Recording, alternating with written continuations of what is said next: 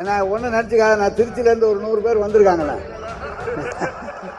ஒரு ஆட்சியிலிருந்து ஒரு ஆட்சி மாறுகிற போது பல்வேறு வழக்குகள் கழகத்தின் மீது, முன்னோடி பெருமக்கள் மீது வருகிறது. வழக்கறிஞர்கள் இல்லாமல் ஒரு பொது வாழ்க்கை நிச்சயமாக இனி தொடர முடியாது என்ற நிலைக்கு வந்திருக்கிறது.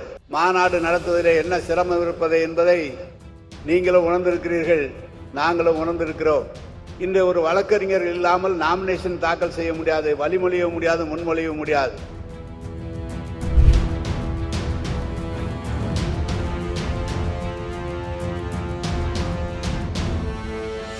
மாநாடு 3வது மாநாடு என்று சொன்னாலும் மாநாடு நடத்துவதிலே என்ன சிரமம் இருப்பது என்பதை நீங்களும் உணர்ந்திருக்கிறீர்கள், நாங்களும் உணர்ந்திருக்கிறோம்.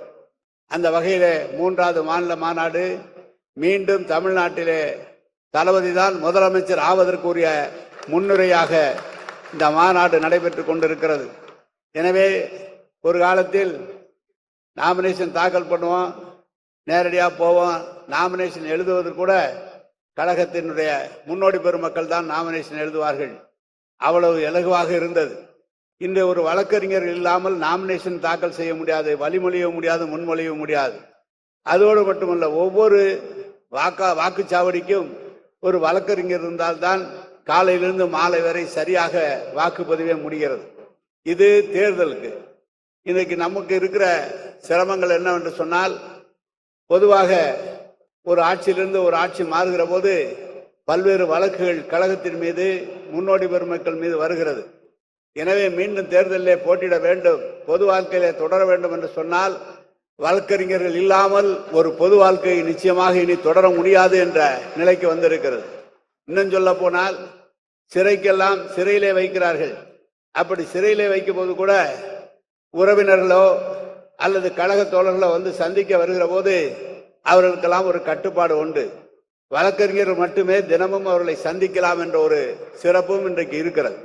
எனவே வழக்கறிஞர்களுக்கு ஒரு முக்கியமாக ஒரு அரசியல் கட்சி ஒரு ஆட்சி நடத்த வேண்டும், ஒரு நீதி பரிபாலனை பண்ண வேண்டும், நியாயம் கிடைக்க வேண்டும் என்று சொன்னால் தொடர்ந்து வழக்கறிஞர்கள் இருக்க வேண்டும், சிறந்த வழக்கறிஞர்களாக இருக்க வேண்டும்.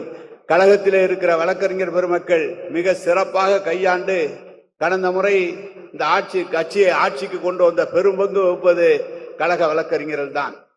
எனவே வழக்கறிஞர்கள் வருகிற போது, இன்றைக்கு ஒரு காலத்தில் உயர் நீதிமன்றத்தில் வழக்கறிஞர் நீதிபதிகள் வருகிற போது நம் சார்ந்த நீதிபதிகள், நம் கொள்கை சார்ந்த நீதிபதிகள், ஒரு பொதுப்படையாக இருந்தாலும் கூட ஒரு அனுதாபத்தோடு இருக்கிற நீதிபதிகள் இருந்தார்கள்.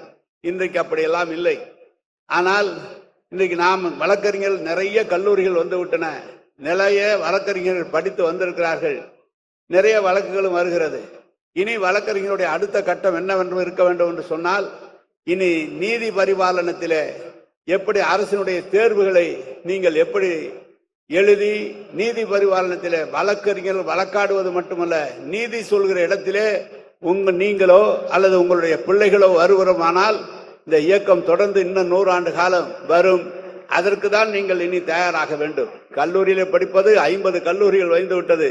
ஆயிரக்கணக்கான வக்கீல்கள் தினந்தோறும் வருடந்தோறும் வருகிறார்கள். ஆனால் நீதி பரிபாலனம் செய்கிற அந்த பொறுப்புக்கு உங்களுடைய நீங்களோ அல்லது உங்களுடைய பிள்ளைகளோ நிச்சயமாக அதுக்கு வர வேண்டும். அப்படி வந்தால்தான் நம்முடைய ஆட்சி, திராவிட இயக்க ஆட்சி என்பது, திராவிட மாடல் ஆட்சி என்பது தொடர்ந்து ஒரு 50 ஆண்டு காலம் இருக்க வேண்டும் என்று சொன்னால், எப்பவுமே கிராமத்தில் சொல்வார்கள், ஜான் காட்டிலும் முளக்கழி வெட்ட வேண்டும் என்று.